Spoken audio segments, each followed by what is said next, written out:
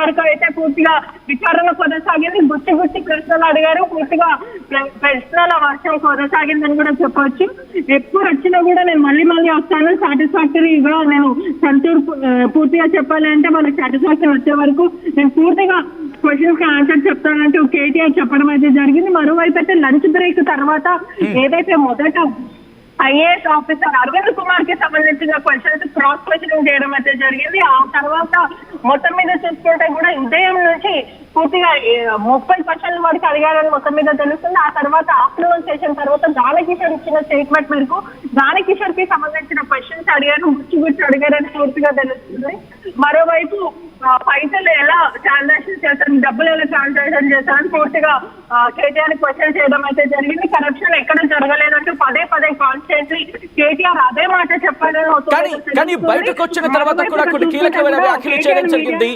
బయటకు వచ్చిన సందర్భంలో కూడా కీలకమైన వ్యాఖ్యలు చేయడం జరిగింది. జస్ట్ విజువల్స్ మీరు చూస్తున్నారు. చుట్టూతా పోలీసులు ఆయన దగ్గరికి ఎవరిని వెళ్ళనివ్వకుండా పూర్తిగా అక్కడ అడ్డుకుంటున్న సిచ్యువేషన్ మీరు చూస్తున్నారు. ఆయన వెళ్లే క్రమానికి సంబంధించి పెట్రీషియా ఆయన మీడియాతో మాట్లాడుతుండగా ఒకసారి పోలీసులు అక్కడికి చేరుకున్నారు. ఒకసారి మీరు ఆడియో వినే ప్రయత్నం చేద్దాం. విచారణ పూర్తయిన తర్వాత ఆయన బయటకు వచ్చిన సందర్భంలో మీడియాతో మాట్లాడారు. మీడియాతో మాట్లాడుతుండగా పోలీసులు ఒక్కసారిగా ఆయన అడ్డుకునే ప్రయత్నం చేస్తారు. ఒకసారి ఆడియో వినే ప్రయత్నం చేద్దాం. మీకు ఆ ఆడియోని మరి కాసేపట్లో అందించే ప్రయత్నం చేస్తాను. విజువల్స్ మీరు చూస్తున్నారు. మాజీ మంత్రి కేటీఆర్ విచారణ పూర్తయిన తర్వాత అక్కడి నుంచి బయటకు వస్తున్న సందర్భం మా ప్రతినిధి పెట్రీషియా అప్డేట్స్ అందించేందుకు లైవ్ లో కంటిన్యూ అవుతున్నారు. పెట్రీషియా, విచారణ పూర్తయింది అనుకోవాలా, లేకపోతే ఇంకోసారి విచారణకు పిలిచే అవకాశం ఉందా? ఖచ్చితంగా ఈ రోజు మాత్రం విచారణ పూర్తయింది, ముగిసిందని చెప్పొచ్చు. మళ్ళీ పిలిస్తే ఖచ్చితంగా రావాలని చెప్తున్నారు. మళ్ళీ ఏసీపీ అధికారులను పిలిచే కేటీఆర్ పిలిచే అవకాశాలు చాలా మంది కనిపిస్తున్నాయి. మరోవైపు చూసుకుంటే కూడా మీడియా ఏదైతే ప్రెస్ మీట్ పెట్టే సమయంలో అంటే మీడియాకి అడ్రస్ చేసే సమయంలో పోలీసులు కూడా అడ్డుకునే ప్రయత్నం చేశారు.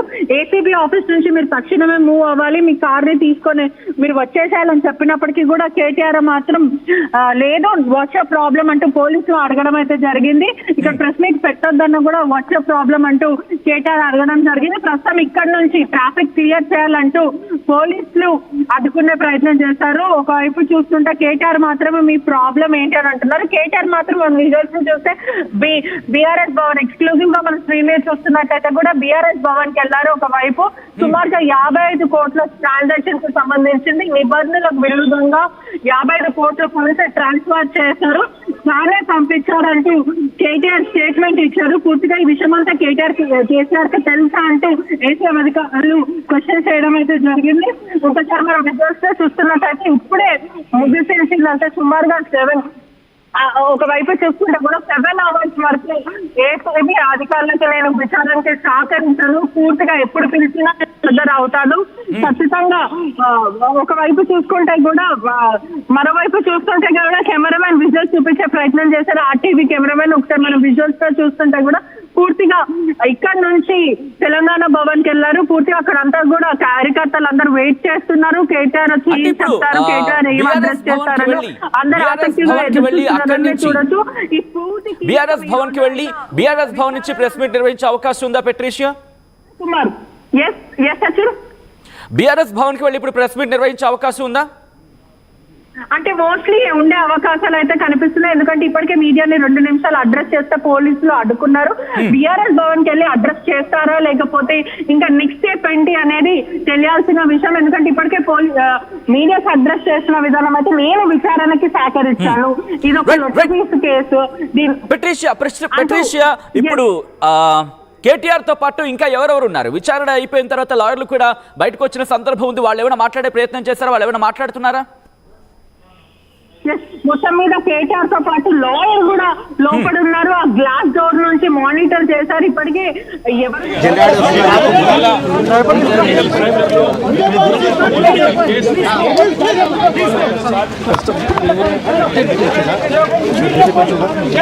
సీరియస్ అవుతున్నారు పోలీసులు.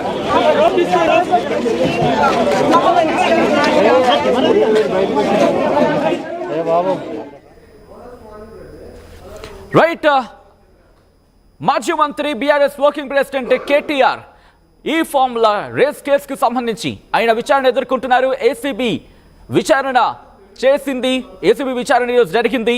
విచారణకు హాజరయ్యారు కేటీఆర్. దాదాపు 7 గంటల పాటు విచారణ జరిగింది. విచారణ జరిగిన తర్వాత ఆయన బయటకు వచ్చారు. బయటకు వచ్చి మీడియాతో మాట్లాడుతున్న సందర్భాన్ని మీరు చూస్తున్నారు. 7 గంటల పాటు మధ్యలో లంచ్ బ్రేక్ మినహా 7 గంటల పాటు జరిగిందంటే అర్థం చేసుకోవచ్చు. దాదాపుగా 6-7 గంటల పాటు చెప్పుకోవచ్చు. ఈ నేపథ్యంలో బయటకు వచ్చిన తర్వాత ఒకటే చెప్తున్నారు, నేను విచారణకు పూర్తిగా సహకరించాను, భవిష్యత్తులో కూడా విచారణకు సహకరిస్తాను. మీడియాతో మాట్లాడితే ప్రభుత్వానికి ఎందుకు భయం అంటూ కూడా కేటీఆర్ ప్రశ్నించారు. విచారణ సంతృప్తిగా సాగిందంటూ కూడా చెప్పుకొచ్చారు ఆయన. దాంతోపాటు ఇది అసంబద్ధమైన కేసు అంటున్నారు. ఎన్నిసార్లు విచారణకు పిలిచినా వస్తా అంటున్నారు కేటీఆర్. దాంతోపాటు నిధుల మళ్లింపుపై ప్రధానంగా ప్రశ్నించారంటూ చెప్పుకొచ్చారు ఆయన. 6 గంటల పాటు జరిగిన ఎంక్వైరీకి సంబంధించి ఈ కేసును కేటీఆర్ను విచారించింది ఏసీబీ. ఈ నేపథ్యంలో విచారణకు ఎప్పుడు పిలిచినా ఎన్నిసార్లు పిలిచినా వస్తా అంటూ కూడా కేటీఆర్ చెప్పుకొచ్చారు. దాంతోపాటు రేవంత్ రెడ్డిని నమ్ముకొని 4-5 ప్రశ్నలు అడిగారు అంటూ కూడా ఆయన వ్యాఖ్యలు చేశారంటే అర్థం చేసుకోవచ్చు. దీంతో పాటు నాకు తెలిసిన సమాచారం అంతా కూడా ఏసీబీకి చెప్పాను. ఎన్నిసార్లు విచారణకు పిలిచినా సరే వచ్చేందుకు సిద్ధమంటూ కూడా చెప్పుకొచ్చారు. రేవంత్ ఇచ్చిన ప్రశ్నలని అధికారులు అడిగారు అంటూ కూడా చురకలంటించే ప్రయత్నం చేశారు. మరి ముఖ్యంగా అంశానికి సంబంధించి రాజకీయంగా ఇప్పుడు ట్రిగర్ అయ్యే అవకాశం ఉందా? Biggest question mark. మా ప్రతినిధి పెట్రీషియా అప్డేట్స్ అందించేందుకు లైవ్ లో కంటిన్యూ అవుతున్నారు. పెట్రీషియా, ఏసీబీ ఆఫీస్ దగ్గర ఇప్పుడు ఎటువంటి సినారియో ఉంది? బీఆర్ఎస్ కార్యకర్తలు ఏమైనా అక్కడ చేరుకుంటున్నారా?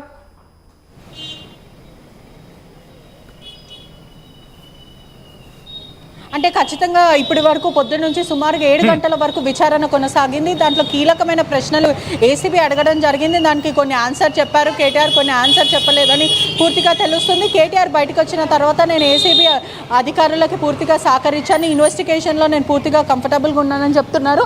మరోవైపు చూసుకుంటే కూడా పూర్తిగా పోలీస్ బందోబస్తు అయితే కనిపిస్తుంది. ఇప్పటికే కొంచెం ఉధృత వాతావరణం అయితే ఉంది. ఒకవైపు ఇక్కడి నుంచి అంటే విచారణ కొనసాగిన తర్వాత పూర్తిగా విచారణ అయిపోయిన తర్వాత అతను బీఆర్ఎస్ భవన్కి చేరుకున్నారని మొత్తం మీద తెలుస్తుంది. కేటీఆర్ కూడా సంచలనమైన విషయాలు చెప్పారు. ఎక్కడ కూడా అవినీతి జరగలేదు, కేవలం ఇది కాంగ్రెస్ ఆడుతున్న డ్రామా, ఇదంతా కూడా ఒక లొట్టపీసు కేసు అంటూ అతను విచారించడం జరిగింది. కేవలం 4-5 క్వశ్చన్లు తిప్పి అడిగారంటూ కేటీఆర్ చెప్తున్నారు.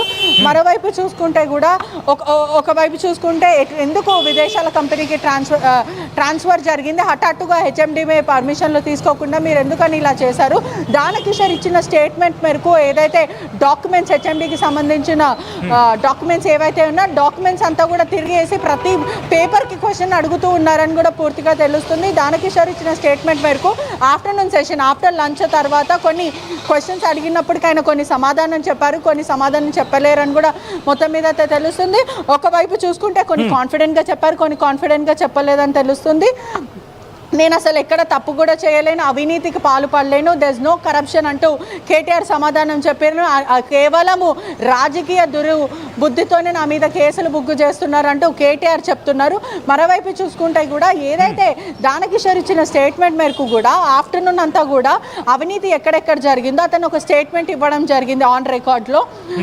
పూర్తిగా రిపీటెడ్ క్వశ్చన్స్ లేకుండా పూర్తిగా ఏసీబీ చాలా క్లారిటీగా క్వశ్చన్స్ అడిగిందని కూడా మొత్తం మీద తెలుస్తుంది. అంటే దానకిషోర్ ఇచ్చిన స్టేట్మెంట్లో ప్రతి డాక్యుమెంట్స్ అంటే హెచ్ఎండిఏకి సంబంధించిన అవినీతి జరిగిందని ఏదైతే ఆరోపిస్తున్న డాక్యుమెంట్స్ ఉన్నాయో అవంతా కూడా తిరిగేసి ప్రతిదీ క్వశ్చన్ చేయడం, ఆ తర్వాత కేటీఆర్ది కూడా లిఖితపూర్వకంగా వాళ్ళు కేటీఆర్ ఇచ్చిన స్టేట్మెంట్ అంతా రికార్డ్ చేయడం, ఒకవైపు వీడియో రికార్డింగ్, మరోవైపు స్టేట్మెంట్ రికార్డ్ చేయడం. లాయర్ మాత్రం గ్లాస్ డోర్ నుంచి సుమారు 25 డిస్టెన్స్ గ్లాస్ డోర్ నుంచి ఏమీ వినిపించుకోకుండా లైబ్రరీ రూమ్లో మెయిన్ ఏసీబీ ఆఫీస్లో స్పెషల్ రూమ్లో కూర్చొని మరి ఇన్వెస్టిగేషన్ జరిగిందని తెలుస్తుంది. మొత్తం మీద అయితే ఇప్పుడే ఇక్కడ నుంచి బీఆర్ఎస్ భవన్ కి చేరుకున్నారని తెలుస్తుంది. సంబంధించి గతంలో కూడా మాట్లాడిన సందర్భాన్ని మనం చూసాం. కొత్త ప్రశ్నలు ఏవైనా తన అడిగారా? కొత్త ప్రశ్నలకు సంబంధించి ఏమైనా కొత్తగా అడిగారు అంటే ఏమైనా మాట్లాడడం జరిగిందా ఆయన?